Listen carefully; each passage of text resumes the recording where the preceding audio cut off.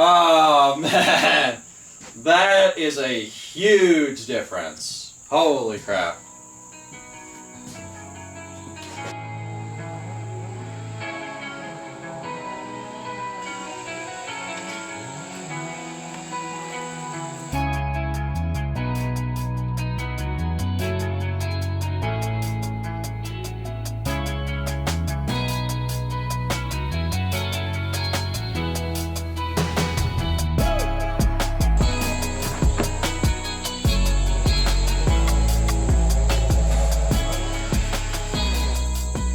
Alright, hopefully this thing starts up.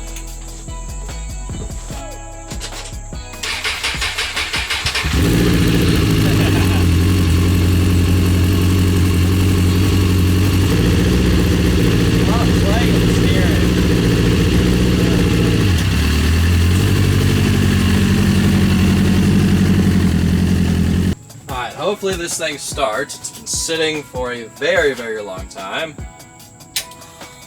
Does it have any gas in it? Wow, that smells old. It's got a little bit of gas.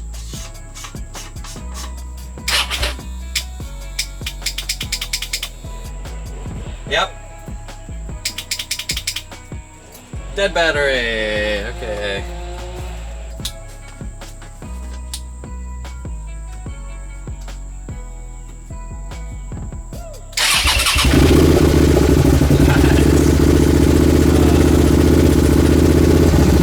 These things are awesome.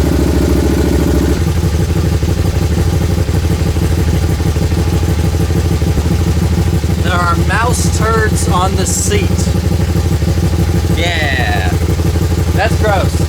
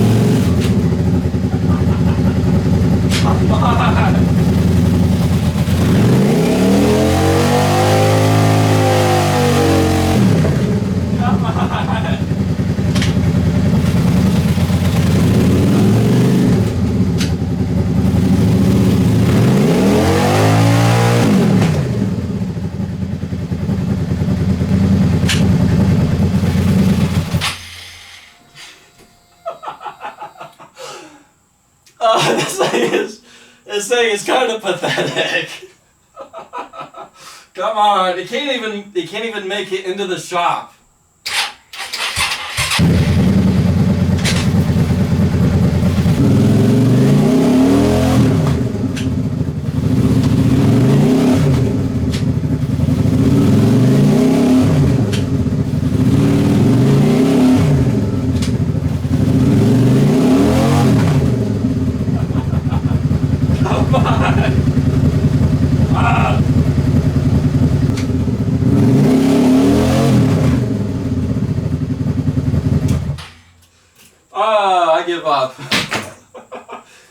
God, this thing is pathetic. So for those who don't remember, that tire is broken because we broke the CV axle.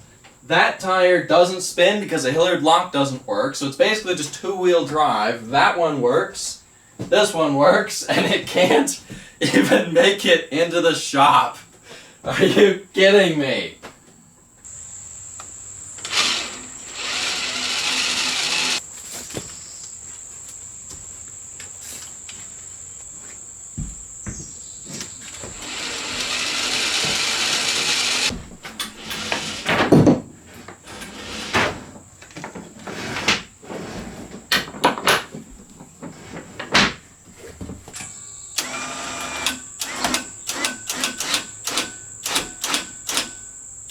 Come on. There we go.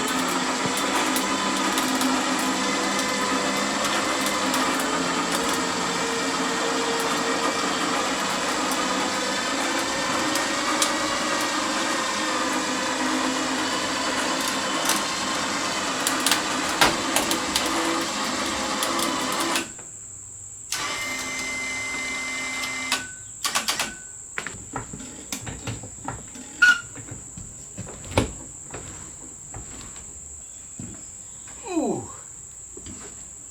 Oh, wow. Oh, wow. I think I figured out why it doesn't want to move. Yeah, the brakes are locked up. Ah, nice. Ah, nice. So this is the gas. That at least still works. But yeah, the brakes.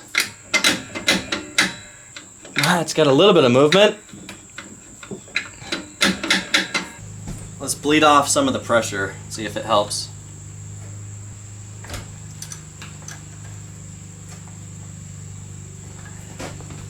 Hey, there we go. Now the brakes aren't locked up. Alright, so let's get back to working on this project. This, for those who don't remember what this thing is, because it's kind of been a while since the last time I worked on this. This is the mini rock crawler project. The last video of this project was over a year ago, and that video was us taking this thing to Windrock, and we discovered that this thing has several issues that we're going to be addressing in the next couple videos of this project, and hopefully fixing. Now, those issues are the drivetrain is not strong enough, it's not geared properly, the tires are too small, the ground clearance is a little iffy, as well as this part of the frame is too low, it's impossible to get in, and while we were there at Windrock, the drivetrain broke. So if you guys haven't seen that video yet, definitely go check it out of the last time we had this thing at Windrock. Now, basically this right front tire would not engage, the Hilliard clutch just would not lock for some reason, so I only had three-wheel drive the whole time, and then the last day, I was there, the left rear CV axle broke, so I only had one-wheel drive until I flipped it onto four-wheel drive, which was only two-wheel drive, because that tire worked, but this one was broken, and that one was broken. So, yeah, while it was successful, it did make it on those trails. It did not do that well because of those issues, and also the really small tires. So I will be upgrading the tires, I'll be upgrading most of the drivetrain on this thing, and also fixing some other issues that this thing has. So, but basically, we're finally continuing working on this project.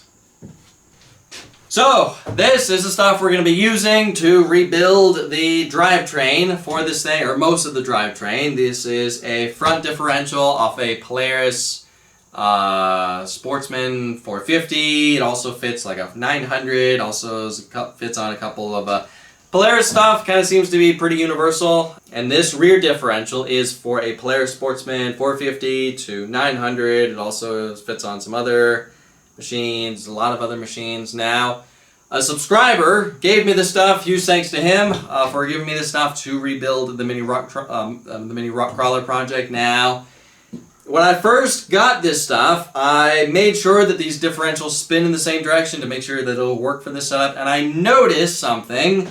I noticed that the front differential doesn't have the exact same gearing as the rear differential. The front differential spins a little bit slower, and when I realized that, I'm like, oh, that's not going to work, because I've always known that on trucks, on four-wheel drive trucks, the front tires and rear tires have to spin together, otherwise it wreaks havoc. It stresses out the drivetrain, and it makes it to where just constantly fighting traction and everything. It just doesn't work. But they did make it, in the older trucks, they did make it to where the front tires spun a little bit faster, but the front on this spins slower, and I'm like, this is not going to work. I got to figure out something else. Started Googling a bunch of stuff, researching this stuff, and in my research, I found out that on Polaris stuff, it is intentional that the front does spin a little bit slower, which didn't make sense to me at first, but the more I was researching, the more I'm like, okay, this is kind of making sense. Basically, the whole thing is, with the Polaris Sportsman, also the Razors, 900, 1000, I'm pretty sure this is mostly universal with most of the Polaris stuff.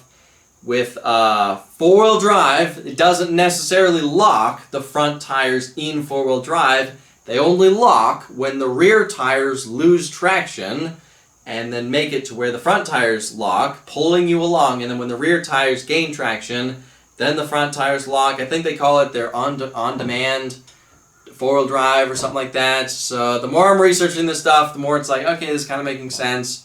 And I'm actually basing all this stuff on a forum that I read of a mechanic explaining it to a guy, because somebody was asking, like, why is my front tire spinning slower than my rear? That doesn't make sense. It's not gonna work. And he was explaining it to him of like, it's on demand. It's how the Hillock clutch works in these differentials. So I'm like, okay, that kind of makes sense. So yeah, I'm not 100% sure, but I think that is how it works. If it's wrong, then I'm wrong, but I'm pretty sure that's how... Because I actually, Googling this stuff, trying to find any information aside from just reading forums, which with forums, you're not 100% sure if it's true or not. It's really hard to find any information. I did see a video of somebody, just an ATV on ice, and he's spinning the tires, and you can clearly see the front tire is spinning slower than the rear.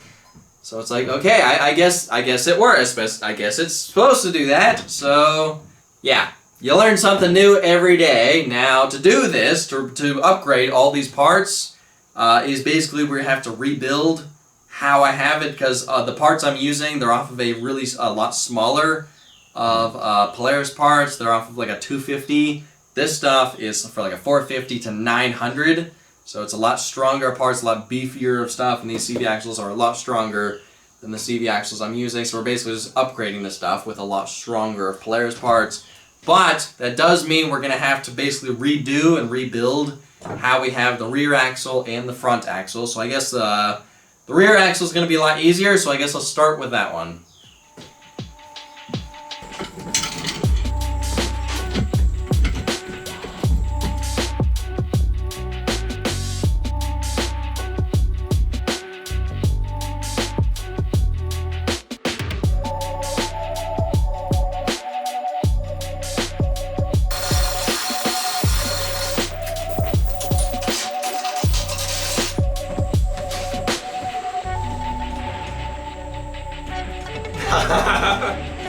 That's not good. Ah, nice.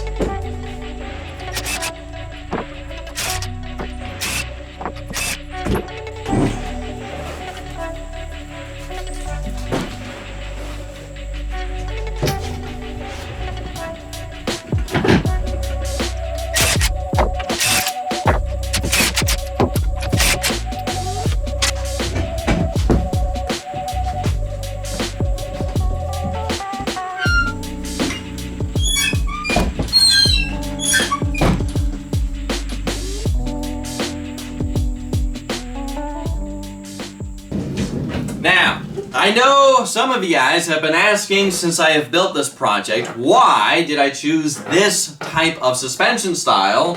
Why did I choose to take differentials and CV axles designed for independent suspension and build essentially what is a live axle for this thing. The reason I did it is because I wanted 4-link suspension with this project. With 4-link, you can get a lot more suspension travel and a lot more flex out of 4-link suspension than you can with independent suspension. So that's why I did it. And also, it's a rock crawler, and I wanted 4-link suspension with this. So also, I was, when I was trying to figure out how to rebuild this thing, I was considering getting Suzuki Samurai axles, but I decided against it because if I did that, I would have to upgrade the brakes, upgrade the steering, and it kind of just snowballed into having to upgrade so much stuff on this thing to get it to work that I decided, let's not do that, let's just stick with Polaris parts.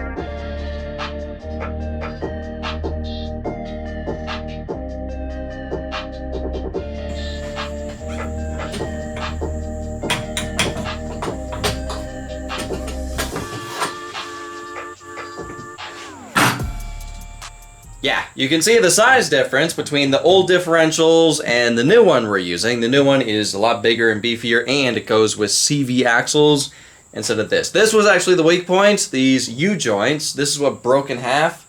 Last time we had this thing off-roading, making it to where we only had one-wheel drive in the rear. Yeah, now we're using a lot bigger and stronger CV axles. Also, we will have to weld the CV axles together because it's a very unique length, and because I'm using a differential that I can't find CV axles that work with this end and the hubs I'm using. But that's not the end of the world. Also, I was originally thinking we were going to have to replace the bearing carriers and the hubs with the new ones I have, but actually, these have the same bolt pattern as the tires I want to use. So actually, we don't have to replace these, which makes it a lot easier.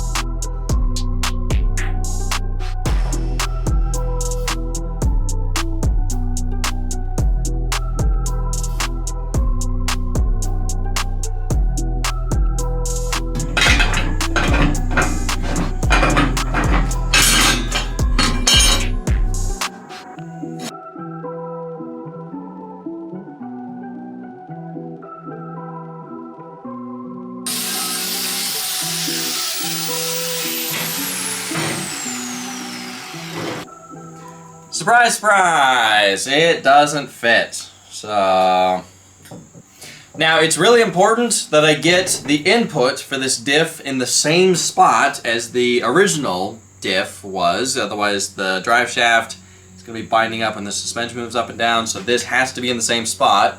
But to do that, I need to get it lower, which means I need to also cut this piece of tubing and mount it lower, about maybe like an inch and a half, maybe 2 inches.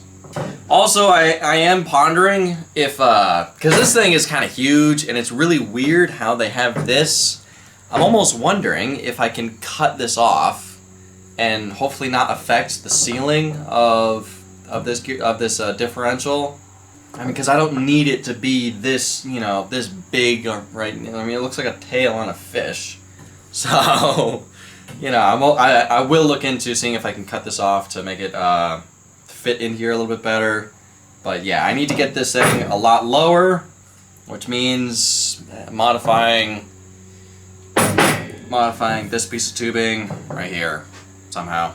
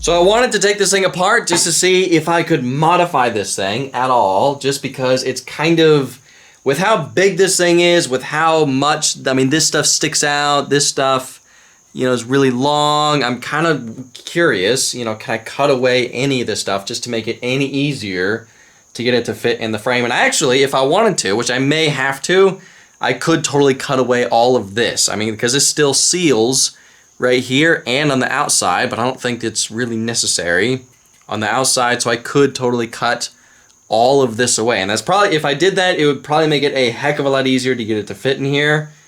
And I may also have to, on some of these, just take a little bit off, because I mean, these are really long, and that's just, I'd have to use really long bolts, and then they're, you know, and the way it's mounted, it kind of just hits the frame, so it's kind of just, yeah, it wouldn't be a rather be welding video if I didn't have to heavily modify everything just to get this setup to work. And I'm probably going to eventually rebuild this thing, and, you know, obviously you need to put new silicone on here, gasket maker. I'll clean it up more, but right now we're just kind of focusing on getting it mounted in the frame, so that can be done later.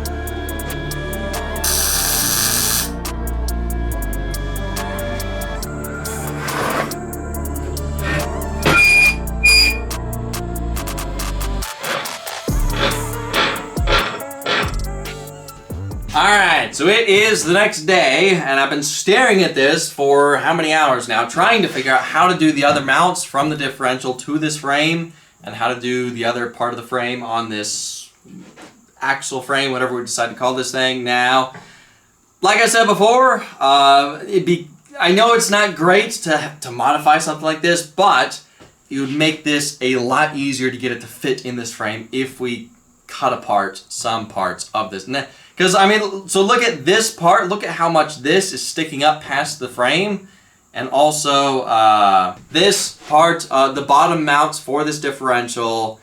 So if you actually look at this from the side and look at this right here, this is sticking out about 1.5 inches past the bottom of the frame. And if I left this on, we would lose about 1.5 inches to maybe 1.75 inches of ground clearance in the middle of this frame. Or if I cut this off, we would not have to lose that ground clearance. I could just, you know, we're probably going to lose a little bit of ground clearance, but if I left this on, we would lose a lot more ground clearance, because this does stick out a little bit past the bottom of the frame, but this sticks out way past the bottom of the frame. So I'm almost thinking, cut this off. We don't really need it. Cut these mounts, just cut them a little bit shorter, because we don't need it to be, you know, this wide. Also, this whole section right here, just lop this thing off. We don't need it. There's enough mounts on here to mount this thing to the frame where we don't need these other mounts. It's kind of a little overkill. Now, I know it's not great having to heavily modify something like this, because if we ever break this and have to replace it,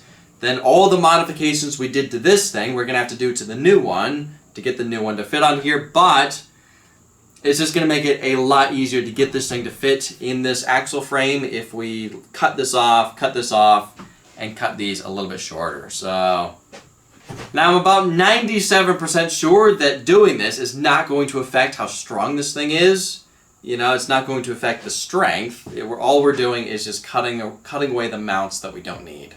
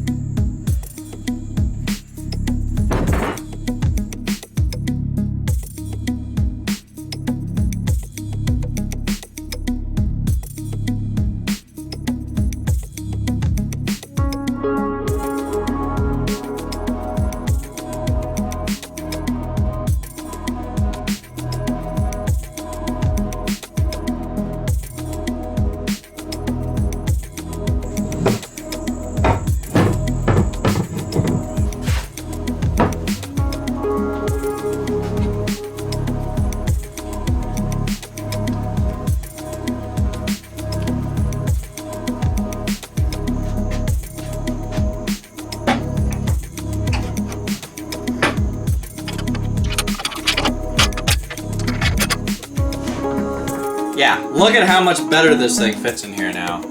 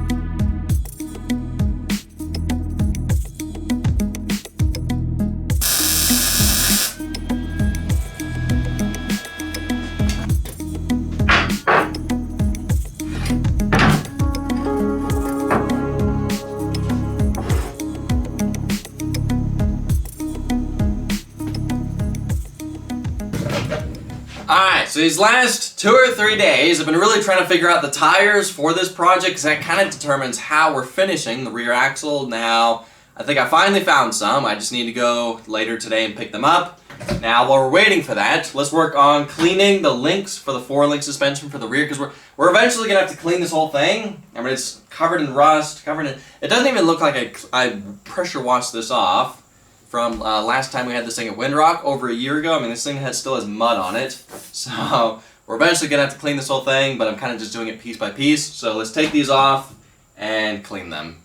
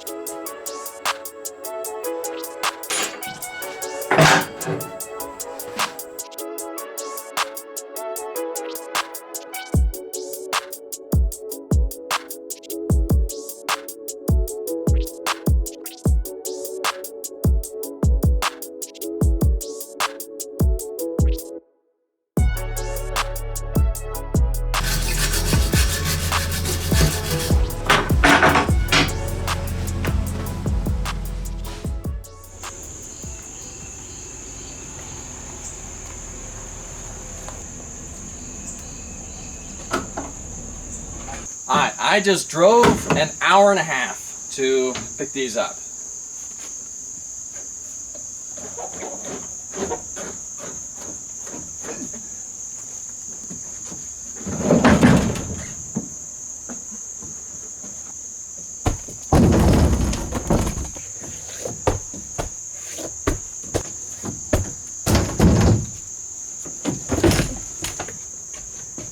Wow, that is a big difference. Wow. So I found these on Facebook Marketplace. I only had to drive an hour and a half to go pick them up, and because originally I was looking for 30-inch tires, because the original tires that are on here, they're 26s, but they actually measure as 25s. So I'm thinking like 30. That'll be good enough. But I found these. These are 32-inch tires, and they come with beadlock rims, and these were only $850. They are used, they're kind of worn down, but I don't really care about that.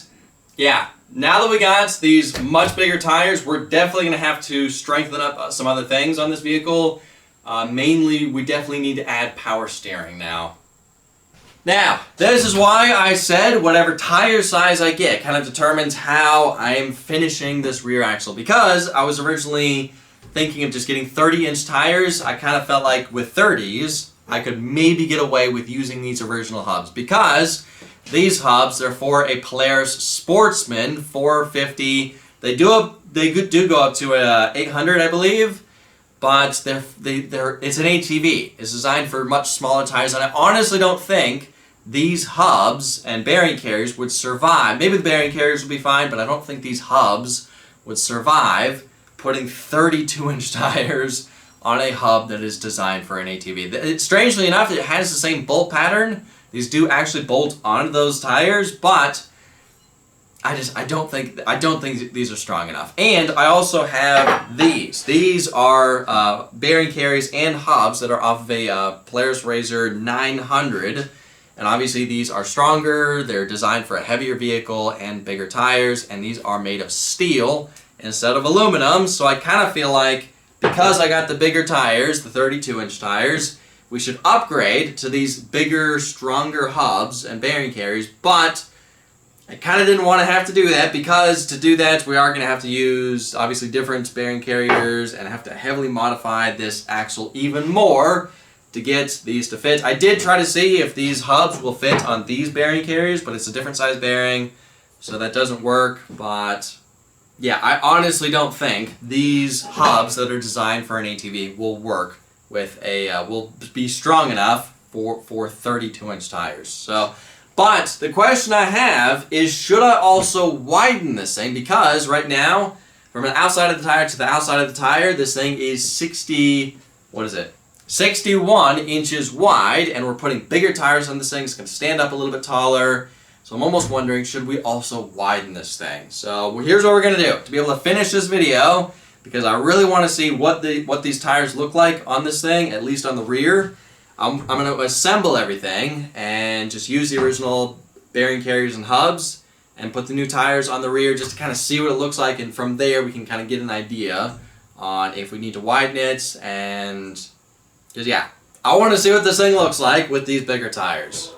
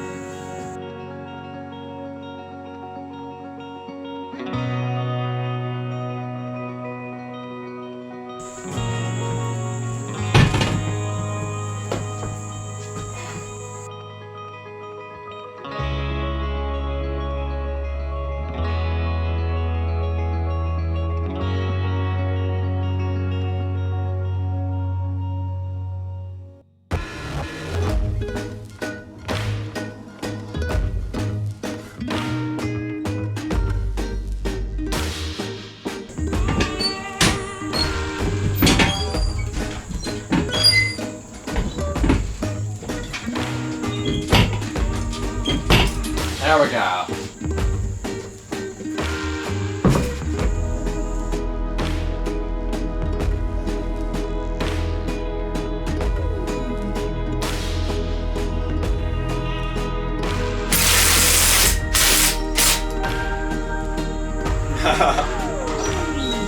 Wow.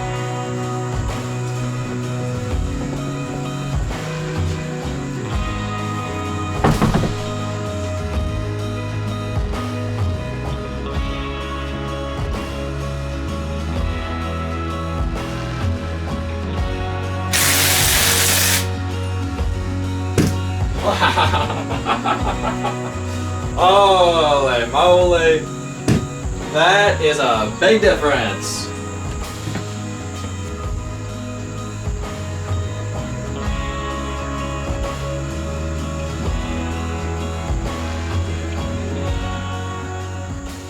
So, I'm curious how much ground clearance we have from the lowest point of the axle to the ground. 13 inches.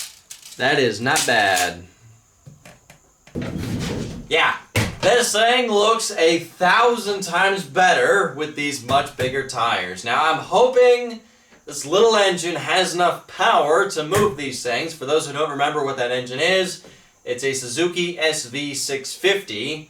I think it's around like less than 100 horsepower. I think it's around 70, 80 something horsepower. I don't know.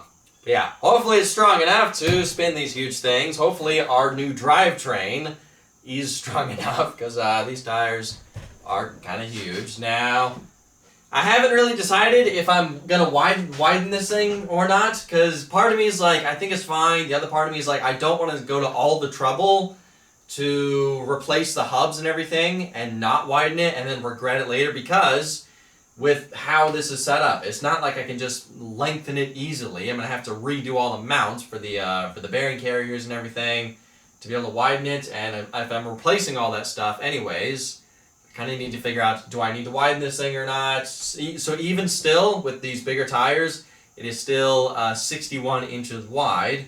If I remember correctly, I think that's 3 inches narrower than a standard Razor 1000, if I remember correctly. So I'm kind of just thinking, what if I just widen it by 3 inches and call it done? Also, I'm kind of wondering, can I continue calling this the Mini Rock Crawler Project? Because now with these bigger tires, it's not so mini anymore, but I don't know. Should I keep calling it the Mini Rock Crawler, or should I just call it the Rock Crawler Project? I don't know. Now, for those who don't remember, when we had this thing at Windrock last, the gearing on this was kind of pathetically slow. In 6th gear high range, around half throttle was maybe 25 miles an hour. So I think this thing would maybe do 30, 35 if we're lucky. At Redline in 6th gear high range, so this thing is kind of really slow. And something I didn't say yet is the old differentials that were on here, the gearing was 2-to-1. Now with these new differentials, it is 3-to-1, so it's a third slower, but we have slightly bigger tires, but that actually doesn't make up enough to have the same speed with these new differentials. So I will play around with the gearing between the engine and the transfer case, and make it to where its vehicle's a little bit faster, because low range was pretty much useless, and then high range, I was just in high range the whole time in the higher gears of the motorcycle transmission, just trying to keep up with a Pro R that was basically just idling the whole time. So this vehicle definitely isn't fast, but on the other hand, it is a rock crawler. Crawler doesn't, I'm not looking for this thing to go super, super fast. It's just I want it to go a little bit faster, and I want to make it to where low range is at least useful and not completely useless. So now, next video of this project, we'll work on finalizing the rear axle. I think I'm just going to lengthen it by 2 or 3 inches and then call it good. I'm going to try to keep it, I do want to keep this as small as possible, but I don't want to regret not widening it and having it, tip over on some trails, and as well as we are going to have to weld the CV axles. I did try to see if I can make it to where I didn't have to do that, because it does take a long time, and it makes it to where if the CV axles break, we can't just simply swap it out like we could a Razor. But the differential is actually offset, so even if I could find CV axles that work, because the problem was I couldn't find CV axles that have the same splines for these hubs, and also the hubs that we're replacing with, they actually have the same spline count, and the differential I'm using, it's just I couldn't find any.